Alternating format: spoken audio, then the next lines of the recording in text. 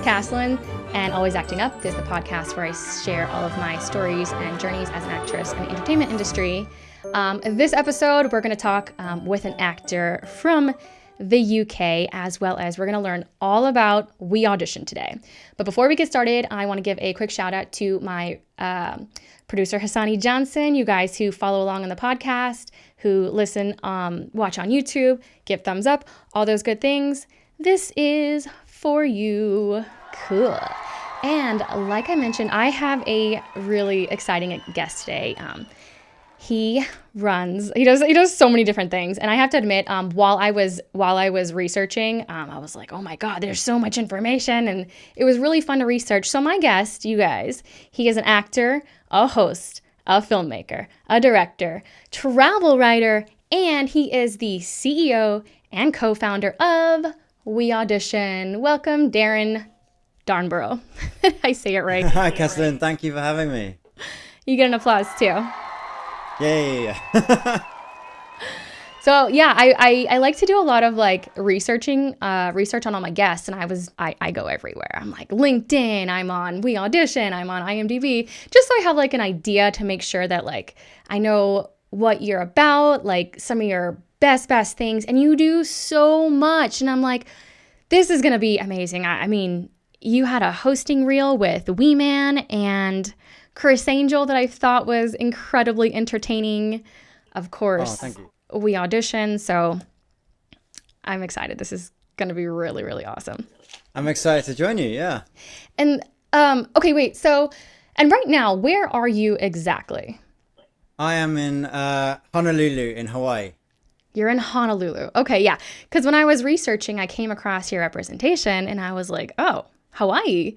But he's from the UK, so how is that going on in Hawaii? What's going on? Well, I have a representation in Hawaii and Atlanta and LA, and yeah, I haven't had representation in the UK for a while, but we're figuring that out soon. But yeah, I've actually had a representation in Hawaii for a couple of years now, even though I didn't live here before.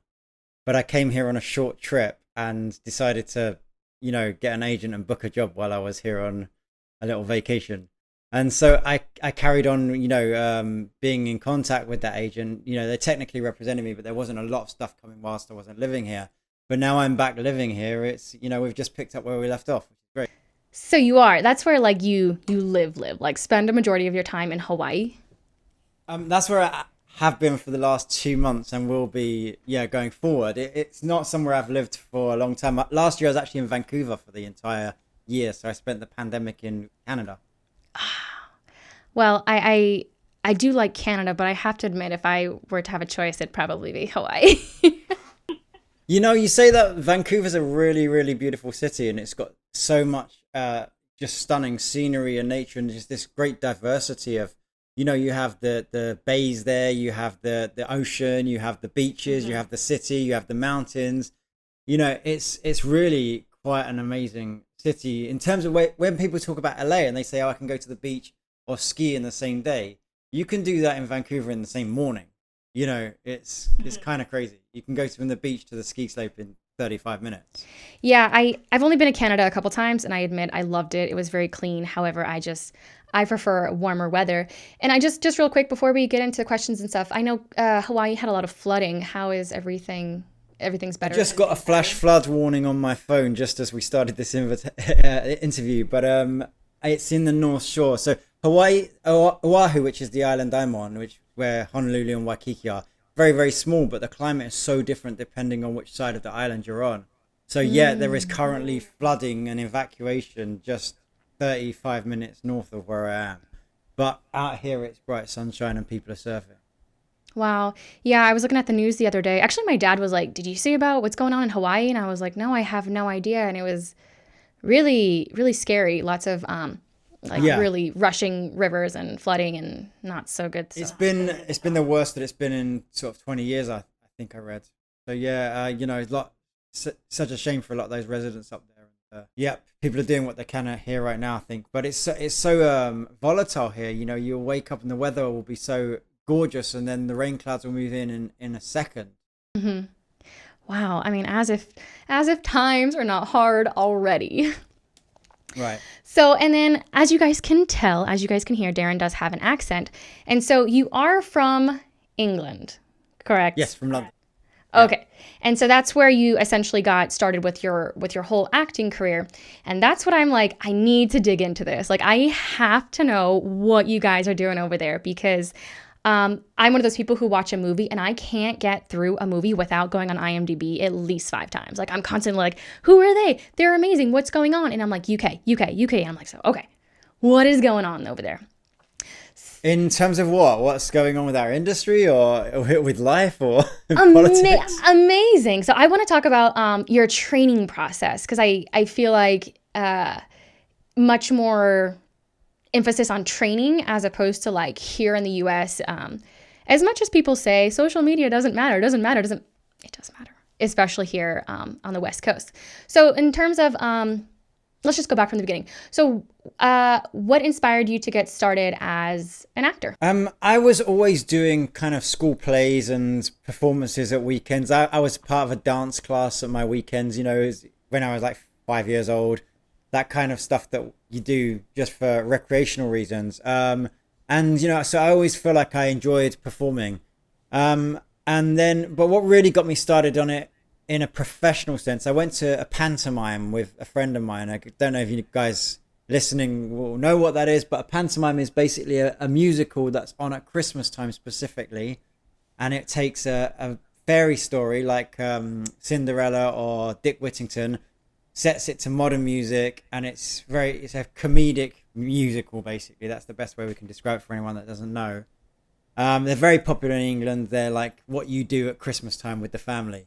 And a friend of mine took us to see it, and one of his family friends was in the cast, and we met them all afterwards, and they said, look, we have a drama group at weekends, and if you do the drama group, you get to be in the show next year. And so me and my friend joined that drama group, and that's sort of what started me on that path, because a lot of the actors in those shows were a lot older than me, you know. So when I was 13, 14, I was hanging out with people in their 20s that were on that path to being a professional actor if they weren't already, or at drama school and things like that. And so I just got to see the industry from that side. It was all amateur, but it was a very professional cast, if you will. And a lot of them went on to star it. You know, one of the guys I worked with, he went on to play the first Roger in Rent in England. So it was a good bunch of people to learn from. And then, you know, because I did the shows, you would do the plays and stuff at school, and I played Danny Zuko in our musical Grease, you know, at school. And the key pivot point for me was one day my head teacher picked me and my friend aside and said, hey, look, my friend is making a PSA, you know, one of those government films, on Thursday, and they need some extras. And I thought you guys would appreciate the afternoon off school to go and learn how a film set works. And that was like when I think back, I didn't think much of it at the time, but when I think back, that was a real key moment, because that was a teacher really recognizing something in us and giving us an opportunity that we definitely wouldn't have had. And it was at the Natural History Museum in London. And, you know, we were just background extras. But the guy that was the main guy he's about a year older than us, so he's our age. But he had his own show on TV. He was like the star of a show that we all watched. Okay. And we became friends with him on that day, and we started hanging out after that. We'd go and hang out because he was from our area as well. Or not far from our area anyway. And he once said, you know, you should come to my drama class in the evenings. I go to this drama class and you guys should come along. And that was also his agent that ran that class. And we didn't really know what an agent was. So we went along to this class. And I remember sitting there thinking, oh, wow, there's some people off TV here. This is really cool. You know, that was the sort of difference between doing it as a hobby and, oh, these are people that actually make a living doing it. And after, you know, that class had gone on and we'd got up and done a couple of scenes or whatever, the agent asked me if, you know, I wanted to be represented by them. And I was like, what does that mean? And she said, you know, you just get some photographs and send to me. And I was so skeptical. I was from a small North London town where, you know, people didn't become actors for a living. And I thought she meant, you know, let's get some expensive headshots. And I'd heard these stories, and she said, no, just get your mum to take a couple of pictures. and bring them in. When we start booking work, we'll get you the expensive photos, but just get me a couple of snapshots. Mm-hmm. So I did that, and a few weeks later, I booked a commercial for Dr. Pepper. It's amazing. I got, I had a chauffeur come and pick me up in a nice car. I spent the day at a very famous film studios, had lunch with a famous actor, and worked on this commercial, which ended up being quite a big one, and got paid a nice chunk of money. And I was like, wow, this could be a career. This is like for real. And I guess that at that point, I was like, right, this is something I could definitely do. And of course, it took me another 40 auditions to book my next job. Yeah. I thought, if I can book every second audition, because the first one I got close to, the second one I booked. But, it doesn't work like that. Yeah. But I stayed with that agent for some time, actually. Yeah. You know what? It's funny. I actually booked with this one particular casting director. It was my very first booking with her. And I was like, oh my God, I just got so lucky. And so in my mind, I'm like, I'm going to book the next one. I'm going to book the next one. And I know it just doesn't quite happen that way. That's cool because I didn't know about pantomime. Like, I think when we just see pantomime, we see like in cartoons of people doing this. But I didn't think I ever realized that it was actually like a play of a tradition of some sort. Yeah, so that's mime, what you're talking about. Pantomime is not mime. Oh my God. It's literally like a musical. It's like a play with music, right? So it's usually not original music. They intersperse pop songs in it of the moment, or some classic hits. And the real difference with pantomime is you play it to the audience. So you break the fourth wall all the time. You get the audience involved. The audience are allowed to boo and cheer, and they're allowed to tell the good guy that the bad guy's behind him. It's all encouraged. At some point in a pantomime, you will get a bunch of kids up on stage to be in the show with you. So it has these very specific conventions. Okay. That and usually in British pantomime, although this has changed in recent years, the main male character was always played by a woman, and the comical female character, like the old grandma, was always played by a man.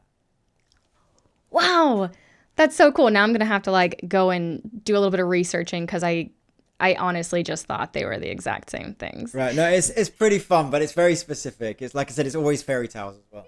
Yeah, you know what? Little side note for you guys, because I am here in Vegas and I know this is a little off topic, but when you mentioned that the audience, you break the fourth wall and people interact, my first thought, God, this is so inappropriate. My first thought was, yeah, sounds like a Vegas a male review show when they do their performance and then they interact, and I'm like, oh God, maybe I shouldn't say that. Kind of is like that, but with ridiculous costumes on, yeah. Oh my God. So, okay, great. I'm going to go back to my podcast now. So once you got, your career was going, did you ever hop into like a conservatory, or how did your training sort of begin? Because I need to get really into this. Yeah, it's a little different for me than it is for many people, actually, because I was already doing extracurricular training outside of school. So I was going to drama class at weekends from age 11. And I was studying at school as well. And then once I started working, I was going to drama class a couple of weeknights as well. But, these were ones that were put on by my agent or different teachers that I would seek out. Then when it got to the time when I would go to university or drama school, I actually opted for university because I wanted to get a conventional degree rather than a diploma, because I just wanted that. I guess in my mind, I was always thinking plan B. I just wanted a traditional degree because I felt like that would offer me more opportunities outside of acting should I need it. Right. So I went to university to study acting. Okay. But after a few weeks on the acting course, I was getting really bored because the particular university I went to, it had a very highly regarded acting course, but you didn't need any acting experience to apply for it. So a lot of people that were in that course, were at different levels. And I just realized we were going over a lot of the stuff that I've been doing for years. And at some point it would get more deep, but I wondered if I'd last that distance. So I decided to change to the film course. And I'm kind of really glad I did, because getting that knowledge behind the camera while still pursuing my acting outside of university in a professional sense was really, really helpful to me to understand all aspects of the film set. But the other reason was as well, when I applied for drama schools, they would all tell me that I would have to stop working or I'd have to quit my agency. And I remember saying, why would I obviously I want the training, but why would I lose what I've already built up in order to go and get the training? And, Right. I was just scared because I knew so many actors that were older, as I said, and I knew so many that couldn't find an agent or couldn't get a job, that the thought of me saying to my agent, I have to quit the agency and I have to drop you and I'm not allowed to audition for 3 straight years. I just thought to myself, well, I might come out a better actor, but then what if I can't get an agent when I get out? What if I can't get a job? So I opted for the path of carrying on with university, learning, and still auditioning. And I still booked acting jobs all the way through university as well. Okay. So when you say you chose a university over drama school, this is after, so we have elementary school, middle school, and high school, and then we go off to college or university. Drama school would essentially just be, you don't do any general education classes, no science, no math. It's literally just drama, just theater. Yes, but then we don't do that in university either. You know how you guys pick a major and then you have all these supplementary subjects? We don't do that. Whatever we study. When I say I did a film degree, that's all I did for 3 years was film. So our university, you specialize in a subject. You might be able to, do some kind of small extra subjects here and there now, but it doesn't work the same way. When I went to my friend's university in New Jersey, I was amazed at all these different courses she was doing. I was like, wait, what is your focus? Yeah. You have your majors and minors. We don't do that. So the way that UK school system works, we are allowed to leave school at 16. So we do a broad amount of subjects until we're 14. At 14, we pick a few subjects. I think you pick 5 subjects to concentrate on. And at 16, you can leave. That's when you graduate school. Wow. Now, you can go out into the big wide world and get a job at that point. That's the legal age to leave. If you choose to stay on, you can stay on 2 more years at school, in which case you focus on 3 subjects.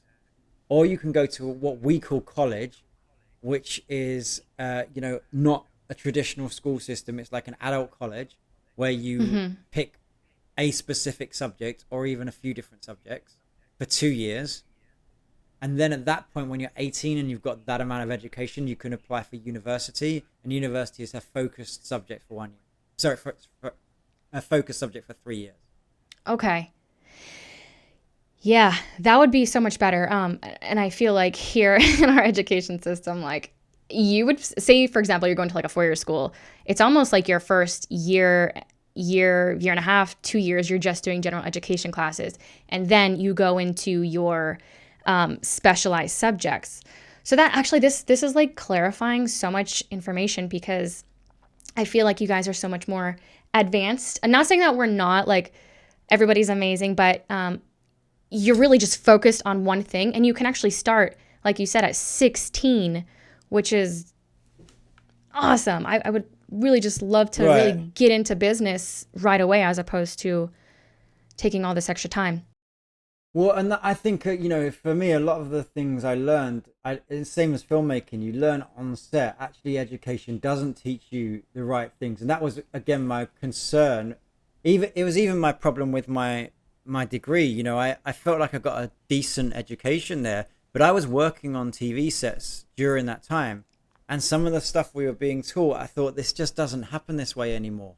And I remember having a discussion with my college lecturer one time because he was, talking about something as if it was gospel. And I said, listen, I've just been working. He said to me, I worked for the BBC for 18 years, so I know what's going on. And I said, I just worked for the BBC last week.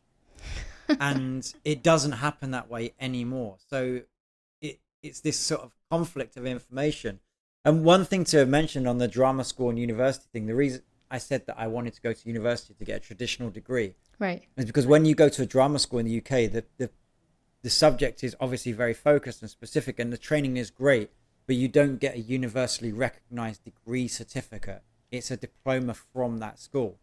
And there's nothing wrong with that, but one of the reasons I was glad I got a traditional degree is it's one of the requirements to come and live in America and get a green card. So it helps to get a green card, to have that recognized level of education. I think some of the drama schools now have become recognized in that system, but they weren't at the time. Okay. Wow. That was actually one of my questions as well. But I'll get there in just a moment. So I know you did film as opposed to theater for your degree. What would be like, if you know, do you know what would be like a typical curriculum for, say, drama school? Like, would you do just theater history, and then next class you do comedy improv, then you do Shakespeare?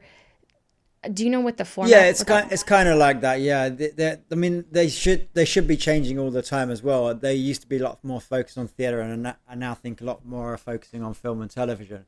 But I mean, I still hear from drama students now that they don't focus on the business enough, which is it's all about the training and being excellent at your craft. But we know that more than half of it is the business, isn't it? But yeah, it would be different modules. Like it depends on the school. It depends on the training. Like my particular film degree was, about 50% theory based. So it's art and film theory as well as practical stuff. Some schools or universities are way more practical. You would make more films during your time at university than we did. Right.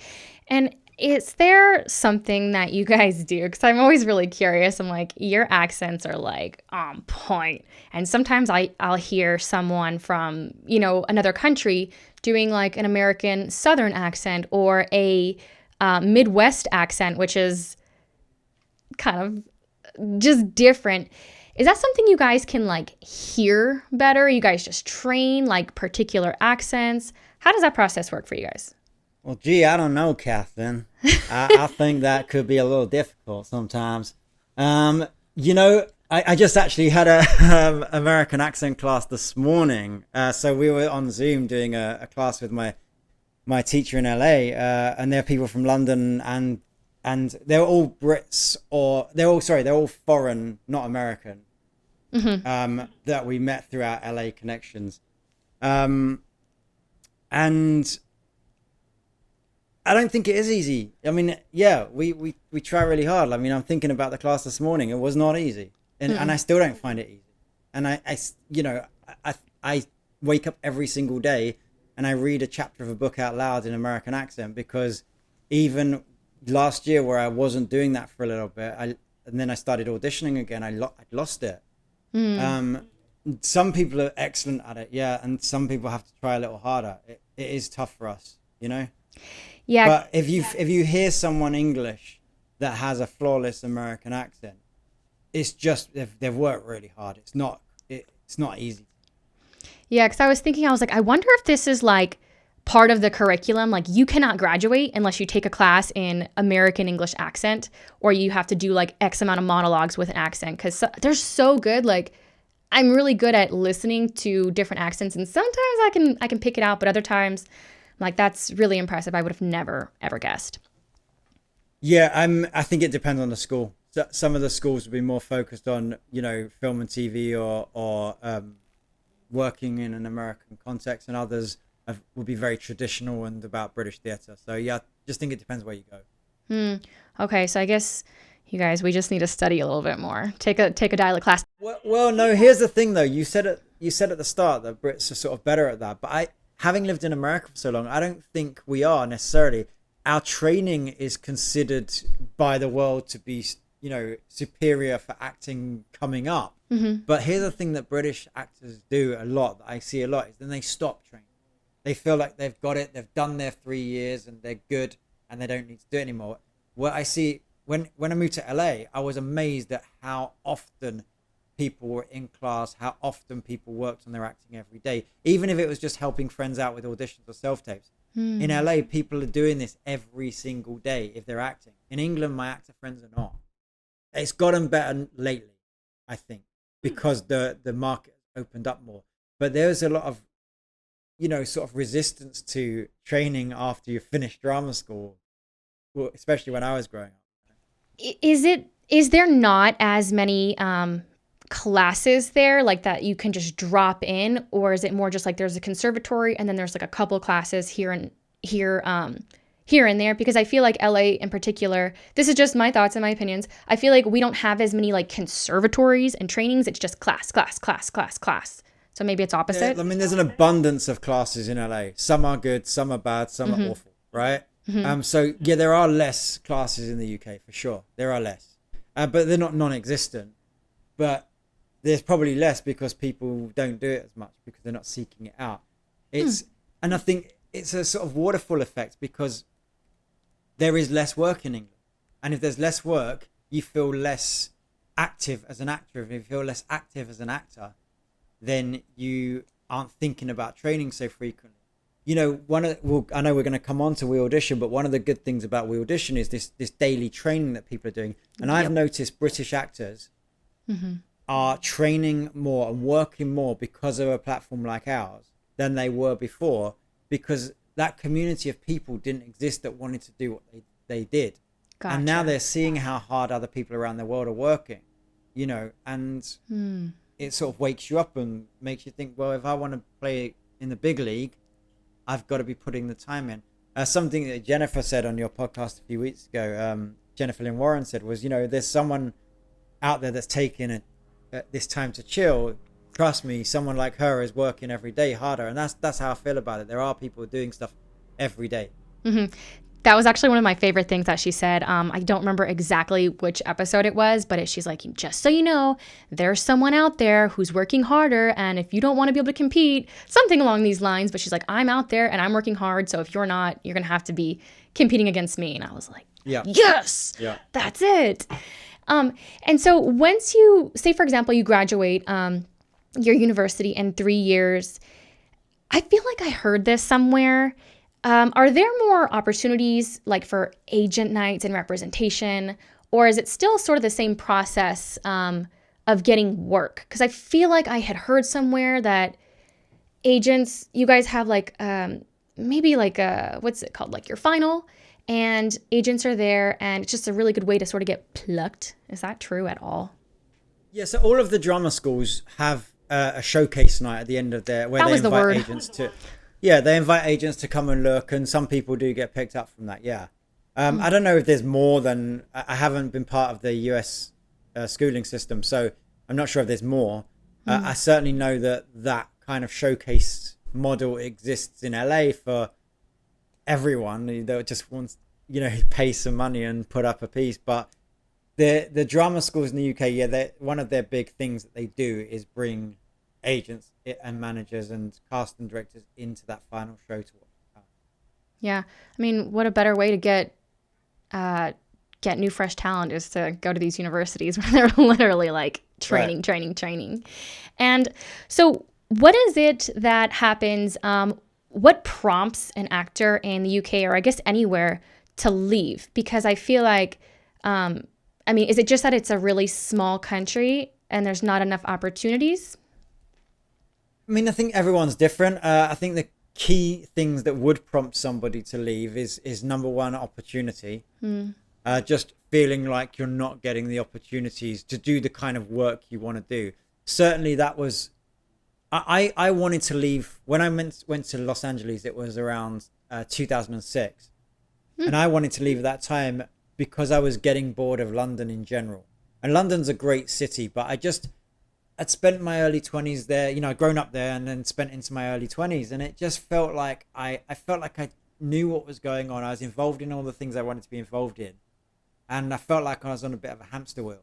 And my life was really varied. Like, this is just a personal issue of mine, is I like variety. I like, you know, lots to be going on all the time. But professionally as an actor, you know, it felt limiting. It felt like there wasn't enough things going on. I'd done 3 different small roles in the same show, which is weird because you can't do that in America.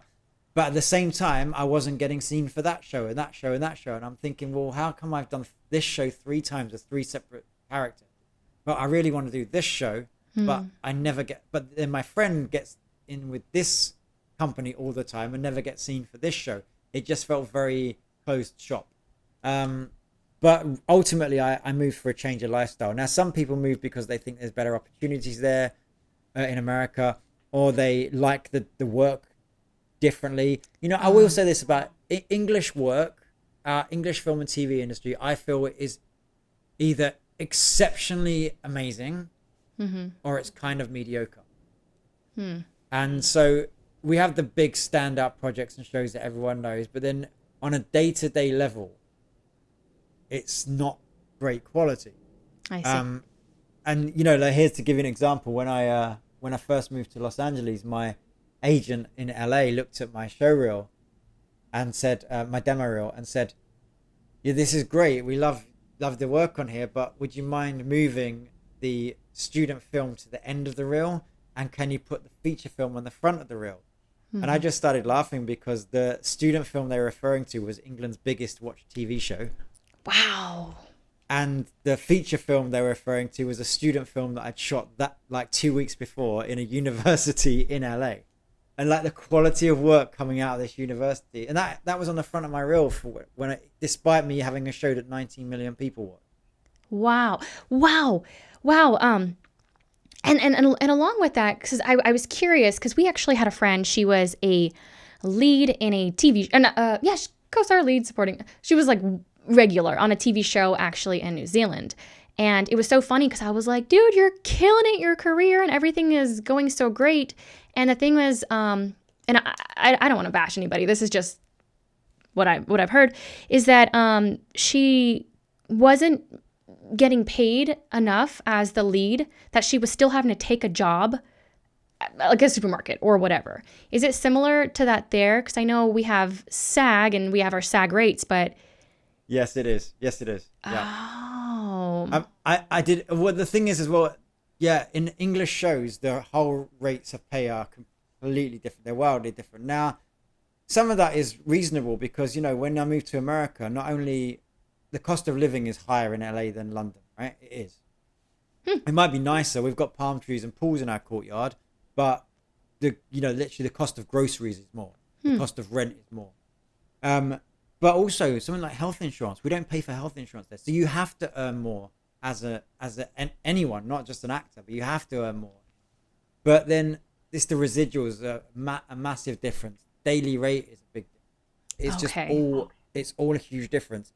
English rates of pay are more sort of akin to non-union rates in America. I'll give you an example. I won't name who because that would be unfair, but I have a friend that worked for a while in the US, and he's also pretty famous in the UK. I mean, he's a known name. He's not like A-list star, but he's a known name.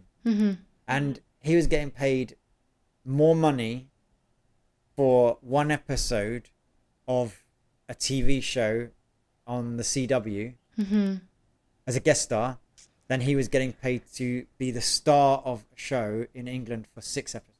Wow. Okay. And he was like the named star. He was like, if there's 2 names that the show is called, he's one of them. Okay, this all makes so much sense. And it kind of makes more sense if you really are looking for a career and you want to be able to support yourself only doing that career. You kind of need a little bit more of a pay boost. Otherwise, with, being an actor, you can. It's more difficult to have a 9 to 5 and just stop what you're doing, go to your audition, go to your shoot. So it really makes more sense to be in a market where you're getting paid more. Ah, I see. Yeah. I see. Okay, yeah, and I was saying that when I was doing my research on you and the differences between the UK and the US, I came across this YouTube video, and Sam Jackson was like, you know what the big difference is? You gotta pay us more, which I thought was kind of funny because I'd never quite heard that before. Right. And hey, look, some people do earn really great money, but it takes a while to get there. But then again, it's the same thing as the people that we know earning great money in England. That's great money for England versus what their counterpart would earn in the States. It's nothing similar. Gotcha. Okay, cool. So in a sense, it's a very small market. Do you ever feel like you sort of, and I kind of feel this way in Vegas a little bit, I sort of feel like I tap out. Like I feel like I've kind of done this all. Does it start feeling that way a little bit being an actor in the UK? Yes, it does. But see, I can't talk to this properly because I never reached the pinnacle in Yeah, England. true. It would be wrong for me to say, yeah, it felt like I tapped out because I didn't even get anywhere close to technically. I wasn't in the mix that much. I mean, Right. I was auditioning regularly, probably more than most of my friends, and I done work that you see on television, but I was by no means like really in the mix there. It Got it. just, like I said, I moved for lifestyle reasons as well. Mm-hmm.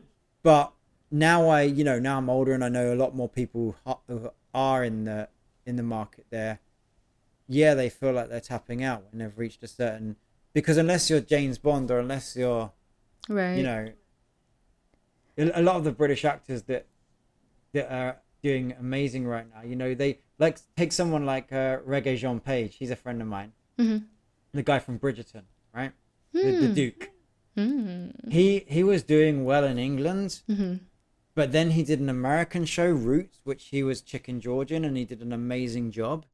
So but he was cast from the UK, came to America to do Roots, then did a Shonda Rhimes show, I'm sure based off the back of his performance in that. Mm-hmm. And then Shonda Rhimes produced Bridgerton in England, Right. but it's an American produced show in England where he plays a Brit again.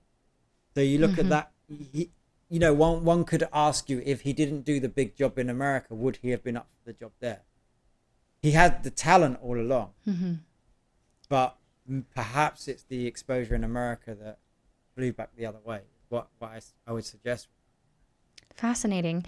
And so what is the process? Because I know it's really hard. And I had this conversation with a friend from Australia coming on this podcast. What is the process of getting your visa or a green card, or if you're lucky, dual citizenship and working in the US? Or you mentioned Vancouver.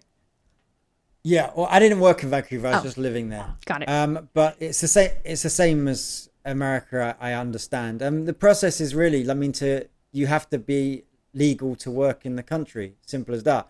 Now, for America, the visa that you need is called an O1 visa. Mm-hmm. Its official title is an alien of extraordinary ability. Got it. It's the visa that they give to. I always thought it was hilarious when people say, "What visa have you got?" Alien of extraordinary ability. It sounds so like full of yourself. But yeah, that's a category for the arts, for sports, for music and entertainment, right? And I think the last time I looked, they give about 3,000 of them out a year. So that's every sports person, every musician that wants to. So even a person that's coming from England, touring in America, needs one of those visas. So there's not many really per year. I remember there being a band in front of me in the visa line, and there was 12 of them, and they were getting a visa each just for a 2-week tour. And so, it's pretty competitive. And you have to basically get a lawyer, put a case forward of why you deserve to be in the States doing what you do. And that's a mix of your credibility in your home country. You have to prove you've done a certain amount of things. You have to prove you've won some awards, been on, known shows with a known audience. You have to give press articles. You have to get letters of reference from people both in your market and in the market you want to go to. So it's not easy. So I have like mad respect for anyone that's got one of those visas. I ended up getting 3 of those visas back to back. And then I applied for a green card, which is basically the same process, but more. So if you needed, Oh, wow. if you needed to be in 3 magazines, you need to be in 10. If you needed 5 letters of recommendation, you need 15. It's just a bigger case. It's like doing some coursework for your university. But then once you get the green card, you have like more rights to live in America. You're a permanent resident. You get to be there for 10 years. And you can work in any industry you want there. Whereas when you get the visa, you're only allowed to work in That's right. or whatever you've got the visa for. For the O1, for that visa, I thought that was 10 years, or is that like only 3 years? It's a maximum of 3 years, and they can decide. So like my first one, I got 3 years. The second one, they gave me a year. It's up to them. Wow. And so that's what I was thinking, that because there's so much more that goes into being able to work in the United States, there's so much I guess, motivation, and there's so much more. I don't know if there's pressure to really accomplish your goals, really, really, really act, book, audition. Otherwise, you've just wasted time, money, or, your efforts. Yeah, the process is expensive, that's for sure. And it's time consuming. So yeah, I guess once you do it, you really want to make it work. But for me, I just think it's when I moved to LA, it was the energy, the hustle, like everyone's doing stuff there. So that keeps you on your toes, Mm-hmm. and it is kind of wonderful as an actor to be surrounded by a bunch of other people. It can be a catch-22. Sometimes I would get frustrated or annoyed that everyone's in the business, and it feels like, can we never Everyone. leave this? Yeah, it feels like you just want to have a conversation with someone that's a veterinarian or something. Mm-hmm. But on the flip side of that, having that community of like-minded people that are doing what you love to do or what you are interested in, that's really special, because in England it can feel isolating if you don't have your community, or in anywhere, sorry, not just England, but anywhere, if you don't have your community of people that have the same schedule as you and have the same. Yeah. It is quite a closed shop of information. We have our own industry jargon. Not everybody understands it, which is fair. Yeah, that was something I always felt when I was in LA as well. I always felt like that person over there or this person over here, we're all going through the same things. We all understand each other because we're all in the same business. But I always felt the energy of the city, and everyone's trying to be a part of the business. And like the community, the tribe that you're talking about, I really felt that there, as opposed to that is a little bit of a struggle that I am dealing with here in being in Las Vegas, because there are people, but it's to a different capacity. It's a different level that I'm really struggling to find that community. That it's just something that LA has. There's so much energy of people just like you, constantly at the coffee shop or wherever you're going. Right. With the same, which, like you said, it can get exhausting, or it can be liberating. Yeah. Yeah. And what did you find? You said you moved from the UK. Where did you go? To Los Angeles. To Los Angeles. What did you find was like the biggest difference, I guess, in terms of the industry or as actors, between the UK and the Los Angeles? I mean, really just what we talked about, that everybody was working so hard, the opportunities were happening. I feel like everyone takes the business more seriously in Los Angeles. Like I felt, because I've always been an entrepreneur as well. I like the business side of stuff, and I embrace it. And this is going to sound generalizing and a sweeping statement, but in Britain, I felt like people concentrate on the craft almost entirely, and they leave the hustle and the business out of it. And in LA, for certain, New York and places like that, the business is very much a part of it. We're encouraged. There's lots of resources, there's lots of information, and everybody is fine with having to do the business part of it as well. And it is important to get where you want to get to. And I appreciated that. I was drawn towards that rather than think, it's an extra hassle. Right. I feel like if we would just merge, if we had a little bit more on the craft, they had a little bit more of the business, I feel like we would all just combine and have like the business smarts of show business plus the craft, which kind of brings me to WeAudition. And that is your company with your partner, Richard Cambridge. Who's awesome. Shout out to Richard. Who's awesome. How did that come about? Were you guys just like sitting in a room and you're like, you know what? It'd be really great if we had this website. Tell me about that. Well, not far off that, actually. So we actually had a third co-founder that doesn't work in the business anymore, but it's a girl called Jessica Rose. Jessica was one of the first ever YouTube stars. Oh. So she played Lonely Girl 15. What? Oh my God. Yeah, so there's a little origin story. And Jess was a good friend of mine. And, we would often run lines together and things like that. Okay. And one day she called me and said, will you help me, with this script? Mm-hmm. And I was like, I can't, I'm on set. I just booked a job on a sitcom. Mm-hmm. I was on this show called Two Broke Girls. And it's my first American sitcom. And, if any of you have done sitcom, you know that they can change the lines on you in a heartbeat. Mm-hmm. So they'd given me some new lines, and I'd gone up to my dressing room, and Jess wanted to rehearse, and I said, I can't. She said, well, can you just get on like Skype or FaceTime with me, I was like, really, I can't because I've got no time. I've got to learn these lines. Mm-hmm. Well, then a little bit later, she sent me a survey that she'd sent to a few of our friends.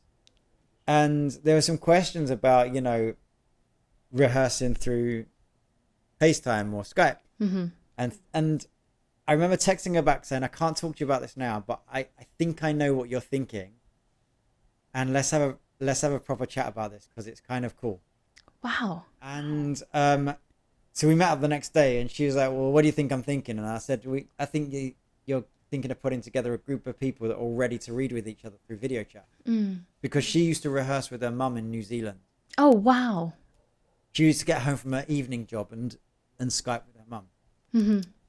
So she's like, yeah. And I was like, great. Well, I think this could be a worldwide community. And I have had experience building an international website before because I ran a company. I founded and ran this company called Stuck for Staff, which was a community of people that worked in promotions and brand marketing. Like the pretty guys and girls that hand out free stuff. Right. Okay. And that was largely actors and models in between their acting and modeling jobs. Mm-hmm. So I was very, aware of how to create a web-based business that was community-based and helped people get opportunities. So I said, look, I think I'd like us to do this. Let's do it. Mm-hmm. And we were on the hunt for our third co-founder who had to be a technical person. And, I knew this actor very well in England that also was an incredible web designer that didn't want to be doing any web design outside of his own stuff, right? Right. He was a very successful actor, but he just had this ability. And he's always said to me, don't ask me to do web stuff. I don't want to do it. And he just kept coming up for me. And I was like, got up. No, he told me not to ask him. And in the end, me and Jess were sat in an office. We'd rented an office on Hollywood Boulevard where we were like putting together the starting blocks of this company. Mm-hmm. And we were stumbling on this. Who are we going to hire? Who are we going to partner with? And in the end, I said, you know what? He can say no. I'm just going to call Richard and see. So I popped up a Skype chat. Mm-hmm. He jumps on the Skype and I was like, listen, here's the idea. He didn't even know what I was calling him about. And he just went, you know what? I'm in. And I was like, really? And he's like, yeah. I was like, why did you say that? He said, because my wife is at work. My friends are all busy and I actually need this right now. I need this right now. Wow. So yeah, let's do it. And that was it. We just jumped together and we created that. And then Jess moved back to Australia and got married and started a career there. So there's just the two of us that do it now. But yeah, the genesis is, based in one of the first ever YouTube stars and a need for reading lines when no one's available. And here's the thing, we all lived in Hollywood. We were not unfriendly people that had no community. We all knew a bunch of actors and we still found it hard because no matter how many people finding someone in your schedule, finding someone with this right skill set, finding someone you haven't asked 100 times already. That's it. Finding someone that didn't just have some drama with their boyfriend or girlfriend at the weekend that you don't want to hear about before your audition. Mm-hmm. There's all of those things at play. And that's really what I thought about that idea when we first started thinking about it. I thought it's not one of those businesses you're going to need, but it's one of those ones that once you use it, you're going to go, this is an easier way of doing things. I can concentrate on my audition and my work and just hire the reader when I need it on my schedule. When my lighting is right, when the leaf blower is not going, I can just jump on and do it. Yeah. And when did this happen? Like, what year was this? Oh, it's 2014, which is so pre-pandemic. And look at that. Look at what happened. Yeah. Because I feel like it really just on video chat now. Exploded during this time. And this is the time, obviously, when self-tapes are more popular. And that's kind of why I feel like you guys had like a huge push, or at least it just came into my mind, because I was always struggling trying to find someone to read as well. I would try my phone. I would be on my computer. I had tried my roommate at one point, who's not an actor at all, back living in LA. And I even highlighted and I'd like, read this. And then she would be like, okay, he walked the dog, beat. And then she would say something else. She'd be reading the dialogue and all this. And I'm like, no, like, I just can't get this audition done. And it is. It's really hard, especially when you ask your friends. Even with that example, though, right? So some people, if you do have someone at home that can read a script, right? Mm-hmm. It's, you hear cast directors say, look, it's not about your reader, it's about you, right? But here's the thing. My acting is better opposite another actor. Mm-hmm. Yes. So if I'm reading the scene with another actor, I'm connecting with that person better, then of course my acting's better. So why not give myself the best chance at their job? And some people say, I don't need to use WeAudition. I've got someone that reads at home for me. Yeah, but are they good? Oh, they don't need to be good. It's about me. Mm-hmm. Okay, are you the best you can be? Because I bet you act way better with a qualified professional actor that you do with your friend Dave down the street. Yeah, I've actually heard in quite a few the classes that I've taken or some workshops, they're like, yeah, your reader was kind of a little off there especially with comedy and the pacing. It's just that they weren't aware that you had to be a little bit faster, and then the scene just kind of dragged on. And I agree, if I would have had an actor who was more familiar, my scene probably would have been much more amazing than it was. And an actor will enjoy that process as well. Whereas I guarantee whoever's reading for you that's doing it as a favor, they have their limit. They read it a few times and they're like, they'd rather be doing something else because it's not interesting to them. Mm-hmm. But an actor reading opposite you, they're getting a workout for their own skills. They actually love reading scripts. Yeah, that was actually one of the things I enjoyed about it. And I definitely want you to kind of tell us all the exciting features about the website. But I agree, just reading with other people sometimes is an exercise for me. Even though I'm not the one auditioning, I get just as much out of it because I'm watching you, I'm learning, and I get to practice on my own. Right. So can you go ahead and tell us about all of the features and everything WeAudition? This is your moment. Yeah. So, the main feature of WeAudition, you go on it to find a reader for your rehearsal or self-tape. And it's instant. So if you went on the site right now, there's a bunch of people ready and waiting to help you from all around the world with all the different skill sets you need. So you can literally, let's say you get a script from your agent, you go on and you find a reader to run lines with, and then you go away and do your work, and then you come back and you find a coach to help you through some of that scene, and then you can come back and find a reader to actually do the self-tape with. So it's having a reader or a coach on demand whenever you want it. That's the number one thing. The flip side of that membership is that you also get to be a reader if you want to, and you can earn money being a reader. Mm-hmm. So you get to practice your skills and make money at the same time. And most actors, we need a second job, but now their second job can actually be acting. Awesome. Which is amazing. Outside of that, casting directors hold auditions and meetings on there all the time. So you may have an audition through WeAudition like you'd have a Zoom audition. We also get casting directors holding general meetings where there is no audition. They're just meeting the members because they like them. They want to meet new faces. Mm-hmm. We just had an agent actually text me 2 days ago telling me that he had an open call on our system back in November, so not even 6 months ago. And one of the people they picked from that open call to represent just landed a series regular. Oh, yay! So it's like stuff happens. It's real relationship building. And then there's a bunch of other things that help the actor with their journey and their community. So we have a bunch of specific actor meditations on there that you can do before auditions or before jobs. We have a big list of resources that we in the industry think are very helpful to people. There's a list of all the podcasts such as yours that actors can look through and learn from. There's just a bunch of different tools to help you do your job better. And that's what WeAudition is really about, a community of people that are coming together to improve their talent, help each other out. And of course, this is a sideline effect, but everybody comments about the amount of great relationships they're making through because it's a bunch of working actors. And, as we talked about previously on podcasts like this, your network is your net worth, really, right? It's like that's what you are basically bringing into your career is the people you know are the ones that are going to help you succeed, but also they're the ones that you want them to see how you're progressing because we all help each other out in the end.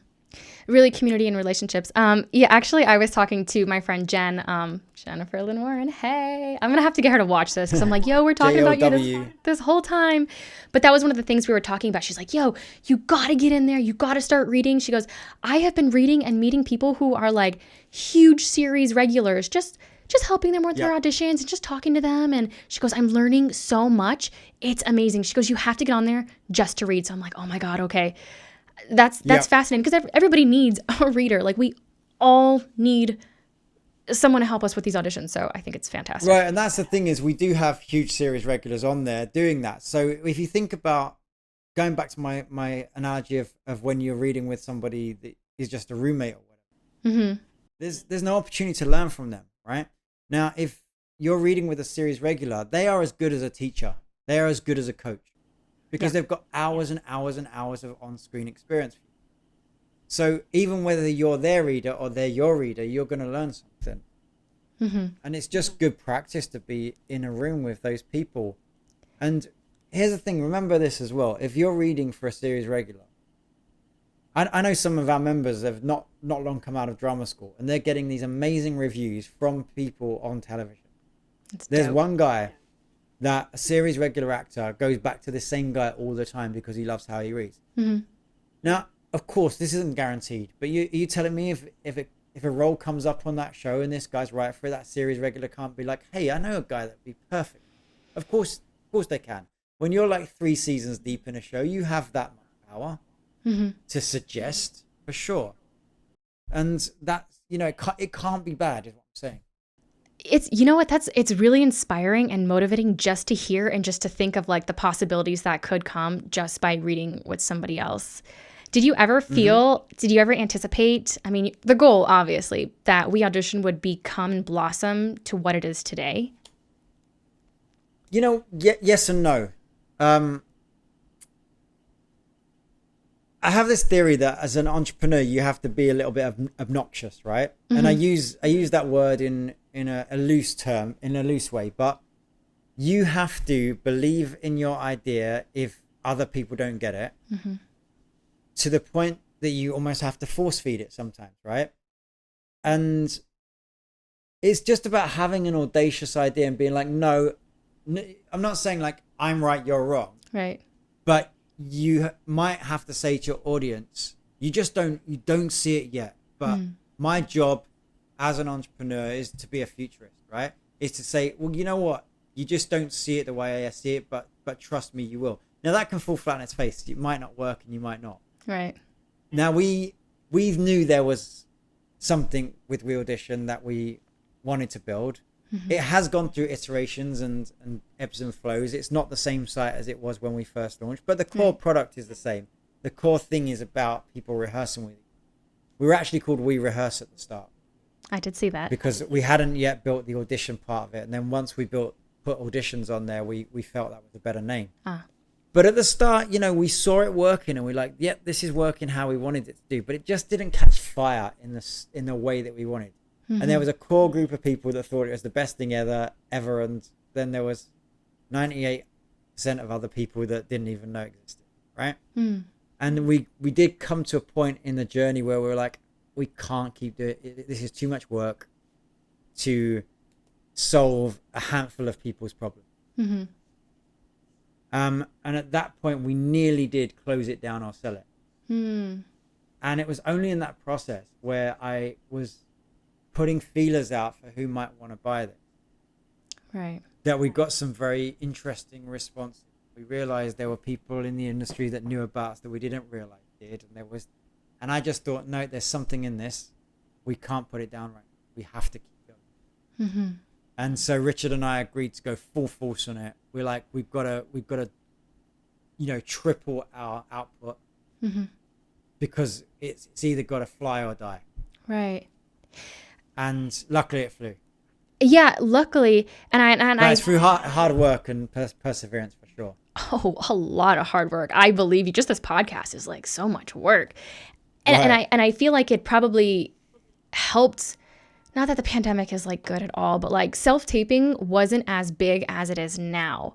Whereas people were, they'd prefer to have the in-person auditions, but now that we all need readers virtual and Zoom and we can't leave the house, like it seems almost like the stars kind of just like aligned. Your work and your energies meets opportunity, I guess. Yeah, I mean, look, it's like what you say. I actually spent the first few months of the pandemic feeling quite guilty that my business was doing better when other people were losing their jobs. Until I reframed my mind to go, actually, no, look at all these people earning money through my website that lost their jobs. Yeah. So I was like, no, we've got to work even harder to make this successful, because we're giving people opportunity at a time when they need it, and connection and friendship and relationships and all those things. You know, we had an actress tag us on Instagram the other day that said, you know, it helped her with loneliness through the pandemic, which is wonderful. Like I can't think of anything better than getting someone paid, helping them feel connected, and doing the work that they love. Right? So that's sort of driving force. But the pandemic, what it really did, because, you know, you said self-tapes were getting bigger, but I mean, the truth is they always were. Yeah. For the good last 10 years, self-tapes have been a thing, especially in a market like the Southeast, right? Atlanta, New Orleans. Vegas too. Right. Anywhere outside of LA. And, you know, I lived in LA and I still did self-tapes quite frequently for casting directors in LA. You know, we weren't always going in the room, but obviously a lot more was in the room. But I think what happened was, in terms of the public consciousness, because of that focus on self-tape and Zoom auditions and readers and whatever, WeAudition just became to the forefront a little bit more, because it went from being something you like to use to something you need to use. And that's the real shift, is when it becomes something that's now it's part of your toolkit. Whereas before we were a bit of an SOS. People would use us when they couldn't find anyone else. But the interesting thing that happens is when a lot of people they have trepidation about using WeAudition. They're a little shy or nervous or whatever. Oh, I just like to rehearse with my friend. Then their friend's not available. They use it once and then they're like, why was I rehearsing with my friend? This awesome actor is on the other screen and I'm having so much fun. So it's one of those things that once you try it, you realize that it's better. You just didn't realize that before. Yeah, I would encourage everyone to get on there and try it out, see what you think. And I'm going to go ahead and plug my code real fast, because WeAudition is a sponsor of my podcast, Always Acting Up. You guys can go ahead and use code ActingUp25 for 25% off the subscription. There you go. And that's forever. That 25% will be constant. Yeah. Yeah. So that's really, it's a win-win. So you basically, you have your membership, but you can help 2 people out to read and your membership is paid for. Boom. Right. Done. You know, we have, I'm not going to say this is for everybody, right? But we have actors that I see earning $100 in their first day. Yeah. Wow. And you're like, you just paid for your year. You just paid for your year on your first day. They put their beacon on and they get booked a couple of times and that's it. And guys listening, if you use Kaslin's code, ActingUp25, right? Yes. And listen, it really is no risk, because if you put in that code, you're getting 25% off. But if you don't like it, you don't think it's for you, just email us within 14 days. We'll give you a full refund. And the reason we do that, we want to be good to actors. We don't want to, be one of those companies that's pressing actors in the wrong way. But really, I'm just 100% confident that you will love it and you won't cancel, right? Yeah. But if you do want to cancel, then you're not right for the community anyway. So be my guest, we'll give you your money back. Yeah. So there's no reason. So jump off this podcast at the end and sign up. Yeah. I mean, and always do what's right for you. I think, you always got to listen to your Jiminy Cricket, and if it's right, it's right. If it's not, it's not. And I briefly want to touch real fast, because you had mentioned that you're really an entrepreneur. I'm going to call you an actorpreneur. How do you manage all of the different things that you do? Because like I said, you're a host, which was very entertaining to watch your reel, an actor. Oh, especially the bits in Vegas, right? Yeah, I saw that. And I was like, Chris Angel. I actually got to interview him myself as well, but I didn't get to get that far. Yeah, it was for... oh, right. Yeah, you didn't get the tour around the warehouse. No, yeah. I didn't. Right. I didn't, but maybe one of these days. How do you... And this is something that I'm struggling. How do you do all of it? Because I feel like what I was getting stuck with is that I was a Jill of all trades, master at none. And I can't seem to either compartmentalize or focus on one thing at a time. Do you say, I don't know, 6 months, I'm just going to act. 3 months, I'm just going to do this. How do you manage to do all of the different things? I mean, the truth is you don't do all of it all the time. So, I have done a fair bit of TV hosting, but it's not like I'm doing it every day. And the hosting is, that's, if we take that one thing, that's being yourself. Of course, there's some skill to it, but it's being yourself. So I don't need to do hosting until I get a job hosting again, And so I've done a few shows and hopefully I'll do some more. I'm actually putting together a pitch deck for a show here in Hawaii right now, which I would be the host of. Awesome. But so I just fill my time in, and hey, look, I'm not perfect at this. I struggle with this all the time. Right. But I fill my time in the ways that make sense given what's going on that day or that week. And so, you mentioned earlier that I'm a travel writer. That doesn't mean I wake up and I do travel writing every day. But when I've been on trips, and I do write for some travel magazines, and when I've been on trips and there's something I want to write about, I submit my article and they publish it, right? And then I put that away, and that's it until the next time I get that inspiration or that request. Okay. So it's something I've done all my life. So it doesn't mean I do it every day. Right now, my main focus is acting and WeAudition. And that works really well because, as an actor, I get my auditions and I handle them. And in the times between, I work on WeAudition, which really helps me understand the market. I'm meeting amazing people constantly. I mean, I've talked to more casting directors, agents, managers around the world in the last 3 years than I'm sure anyone out there listening has, right? Because I literally flew to 16 different countries and I met with the top people in every country. In Shanghai, in Sydney, in Auckland, in Venice. I went to all of the major film festivals before the pandemic hit. Wow. Berlin, Cannes, Sundance. And we ran events there. We ran panels with top casting directors. So that's still me doing the acting career. I'm doing my business on a super high level. If you're going to wake up every morning and read the trades, that's part of what I do for my acting and for WeAudition, right? So I'm getting this robust knowledge. The business I'm just side. trying to learn from that. But yeah, then I'll focus on my acting when I need to focus on it. So like I said, this morning, it's Monday. I woke up, I went out and did my exercise and my meditation. And then I came back and did 2 hours of American accent class on Zoom with my coach in LA.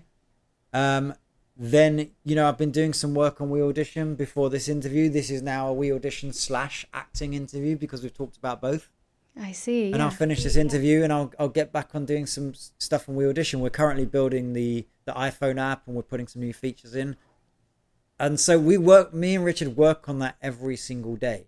And that's one of the reasons it's so actor focused, is because we are both in the business. Richard is an actor as well and a producer. We do understand both sides of that table.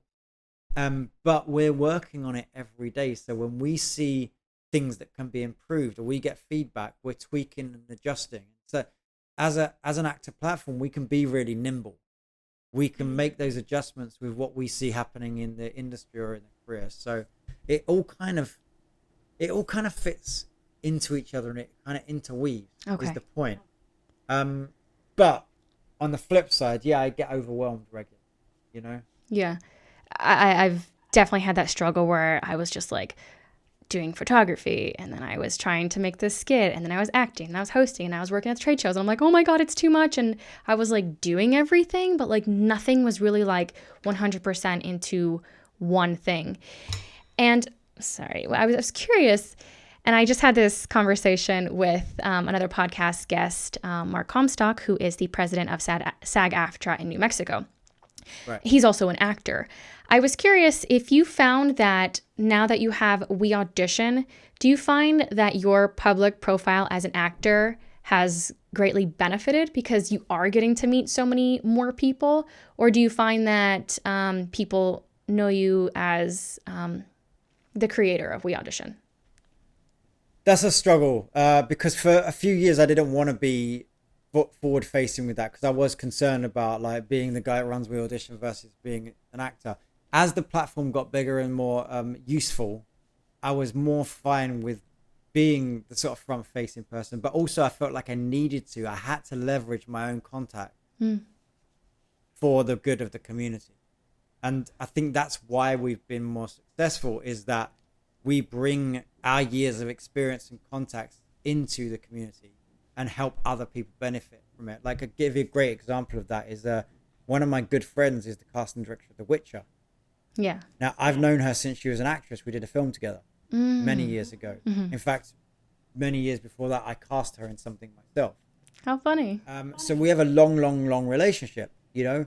And during the pandemic, when it first hit, when all the production closed down, she came onto WeAudition every day for a couple of hours and met actors in general meetings for free every day for 2 months. Is that Sophie Holland? That is Sophie Holland.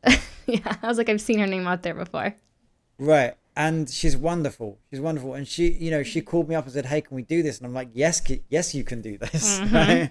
We'd love you to do that. And, that's a great example of my relationships in my acting world, using them to leverage for WeAudition. And that makes me happy. Now, in terms of, am I seen as that guy or the actor guy? I don't shy away from being an actor with WeAudition. If I'm interviewing a cast director, I don't hide that, because it is relevant to why I think I'm good at running this platform, because I understand what an actor needs and wants. Yep. At the same time, yeah, there are going to be cast directors out there that see me as the WeAudition guy. And I trust and lean on my agents and managers and my team and my work and my whatever credibility I may have and my IMDb page to do that talking for me, right? Because I think it can look confusing about what your focus is, right? I think, if you do too many things. And I've been guilty of that before, and I think that has probably impacted the early part of my career more. That said, nowadays I think it's more acceptable for us to do more. Yeah. It's but also because it's in the same zone, I just think that I come back to this phrase of being audacious again. If a casting director looks at me and goes, well, you're not an actor, you're the guy that runs WeAudition, then you know what? That person's not doing their job properly, because I have a resume, I have credits, you can look it up, right? Am I the best actor in the world? No. But I've got actual work on my resume, work that you've heard of. So it's like, if you're going to make a judgment based on that, then that's kind of ridiculous, right? And I can't change that feeling. Right. But what I can do is use my leverage and my credibility to help other people out. And that makes me happy, and that's building other people up. Then great. I don't mind. If I'm going to lose out on some things while I'm helping some other people achieve their dreams, then albeit that's fine. And the people that know me and know my work will know it. And there's been a couple of occasions where I've been brought into auditions that I've booked that has been a result of them knowing me through WeAudition. Now, whether, I'm not going to say that WeAudition helped me get that job, but certainly knowing the people put me front of mind. They also probably knew you were a reliable person who is professional and will get the job done. I find that nowadays everyone is sort of multi-hyphenated. Everyone sort of does so many different things. You really can't just be, I mean, I guess you can.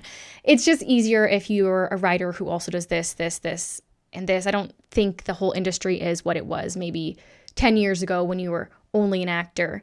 And for myself, now having the podcast, I actually find it easier to communicate with people, that I sort of have something to offer and I'm more comfortable, as opposed to just like, hi, I'm an actor, hire me, give me. I have something to bring to the table. So for me, it's been a little bit more beneficial, and I'm just more comfortable talking to people because, I mean, we all have one goal in mind, and that is to get the job done or tell the story, as opposed to like, you have something I want, and I want it, and I want it, and I want it. It really makes us all the same playing fields.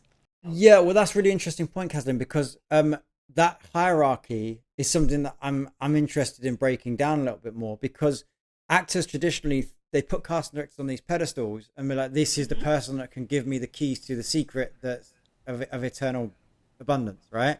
And actually the casting directors are hustling just like the actors are. They need the next job just like the actors do. right? And the whole process is teamwork. Yeah. One can't exist without the others.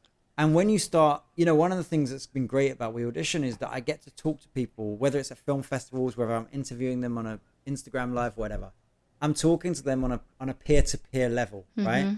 So if I'm Darren with the WeAudition hat on, I'm not Darren the actor that needs a job. Right. I'm Darren the actor that also runs a platform that is genuinely curious about the system. And we talk on a much different peer-to-peer level. Yeah. I attended the Casting Society Awards in LA, where I see a bunch of the casting directors that I know. Now, actors don't go to stuff like that. The reason that actors don't go to those things is because, again, I'm generalizing, but they can't be trusted not to push their agenda on people, right? But if you don't do that, you'll realize that we're all just out there trying to make films and get jobs. That's what we're all doing. Yeah. I actually never thought about that while I was younger, that they are also trying to get the jobs and that it is a hustle for them too. It just never clicked. I never even thought about that, which I guess goes along sort of what we were talking about earlier about, and I say this all the time, it's still show business. It's a business. There's more to it than just acting in the craft. Well, of course, you have your A-list casting directors as well, that are like your A-list actors that get offers, that they're not out there hustling for jobs. And then you've got the ones that, the cast directors have the same thing. They cast a big show and then no one's hired them again. And you're like, wait, I just cast this big show. So it's the same. If you just start seeing it as the same, you realize we're all just people with stuff to offer that we want to work together. And so that's the way I look at it now. And it's like, if you can help people understand what you do and you do it well, as long as you deliver, I think. Yeah. I think the problem happens is when people multi-hyphenate and they're just throwing stuff to the wall, and they're not really, they're just, I'll try this because they're just desperate for some sort of success. Yeah. Right. But whereas if you're committing to a couple of things, no one says you can't do that. Yeah. You know what I mean? Now, the thing I think you have got to be sure about, though, if you are an actor and doing something, is they need to know that you are committed to that job when you get it. Like, my agent knows that I will turn my audition. Right. That my other profession is not such a thing that will have to always be present. Fascinating. Well, this has been super informative and a fabulous conversation. Do you have any last words of advice for maybe actors who are wanting to potentially move to the US or who are entrepreneurs as well? Any type of words of wisdom you'd like to share? Nothing groundbreaking. I think it's just whatever you want to do, you've got to at some point do it with absolute. You've just got to do it with passion, but with intention as well, and just get on with it. There's a common phrase in entrepreneurship of it's not the idea, it's the execution, right? And that really rings true. Like, someone out there might be thinking, video chat readers for auditions. I thought of that. Yeah, you probably did. Good on you. I know 20 people that told me they thought of that, but none of them did it. Right. The same can apply to where you're at with your acting career. If you're thinking, I should get new headshots, then get them. If you're thinking I should update my profiles, then do it. Just do it. Right. Like Nike says, and it's the people that get on with it. You might fail. You might, find different ways of doing things. Something might not work out the way you did it, but you're never going to know unless you try. That's certainly the case in business. And then the other sort of thing that's very sort of close to my heart in business and in acting and in anything is the idea of community. I build community-based businesses. All of my businesses in the past, or any kind of entrepreneurial effort I've ever done, I realized was always about building community. And I think that's something that the pandemic's really shown us, is that's really important. Whether you've got it in person because you can have it in person, or online because you can't leave your house right now, establishing a sense of community and people that can help each other out and that can share knowledge is one of the most important. So I would say tap into a community if you can. WeAudition is one of them you could do, or create a community yourself, because everyone's craving that. Yeah, and just do it. And so if anybody wanted to get... I didn't invent that. Nike invented that. I know. It's so good, I can't though. take credit. It's so good. And you can't copyright an idea. So just do it. If people wanted to get a hold of you, what would be the best way to contact you, to maybe ask some additional questions or to say hi, or... If you want to contact us about WeAudition, you can go to the website. There's a contact form on there. You can hit us up on Instagram or Facebook. We're at WeAudition on all the socials. Mm-hmm. Personally, it's my name on the socials as well, and I have a public Instagram, mainly pictures of pretty things that I do when I travel. Mm-hmm. But I always respond to messages and stuff, so anyone can reach out anytime. And like I said, it is me and Richard that runs WeAudition, so you will get one of us responding to you, because we like to be customer facing with that. We don't give it over to random assistants that aren't part of the business. You're getting one of us when. Yeah, guys, and they're actually really fast to respond to emails, because sometimes we are. Depends how many auditions we have that week. True. and for those who are listening just on the audio version, it's Darren, Darren. So a little helpful for that. So we're going to transition into our moment of positivity here in just a second. I was curious if you guys can hear the music. Could you hear the music? I can hear the music, yeah. Oh. So every episode of the podcast, I like to sort of finish off with just a little bit of moment of positivity, because life is hard, the industry is hard. And I would be honored if you had, I know I sort of already asked you what some good advice was, but something that really keeps you motivated during hard times. I mean, for me, what keeps me motivated during hard times, and I've had a few of them the last few years, actually. Mm-hmm. But for me, exercise, getting outdoors, waking up early and actually leaving the house, even if it's cold. Right? Mm-hmm. Just get up and go for a walk has always been I always feel better after that. Yeah. The regular stuff for me, it keeps me positive. Healthy eating, friends. Yeah. Talking through your issues with people, and constantly learning and educating yourself. But I have a moment of positivity for the industry, because I know it's been a really hard year for a lot of people in terms of, whether it's about the pandemic or about diversity or all these things that's going on. One of the things that I've noticed when I'm having chats with industry people over like the Instagram lives and stuff for the last year, all the people that are in these positions of credibility or power in our industry, like agents, managers, cast directors, we all agree on this.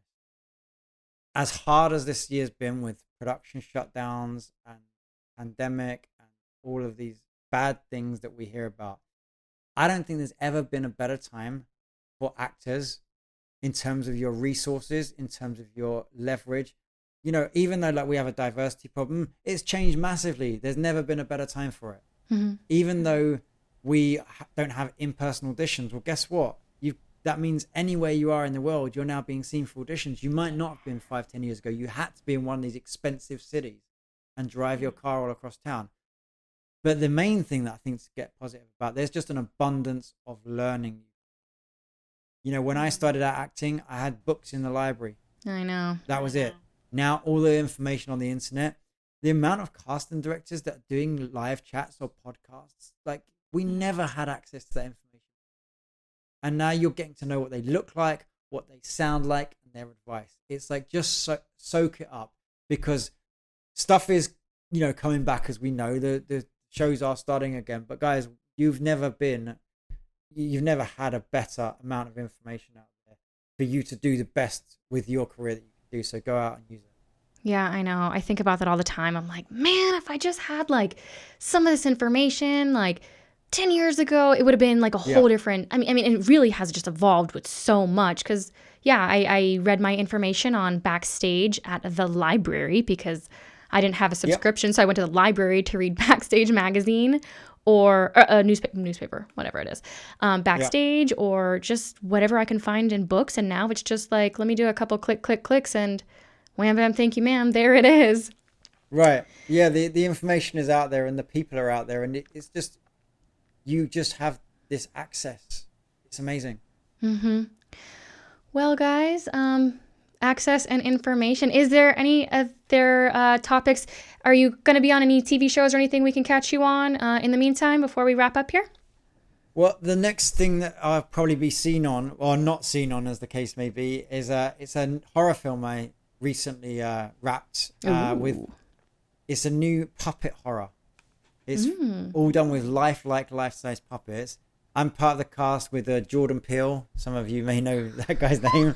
And some horror legends like Robert Englund and Sid Haig are in that. Hannah May Lee from Pitch Perfect.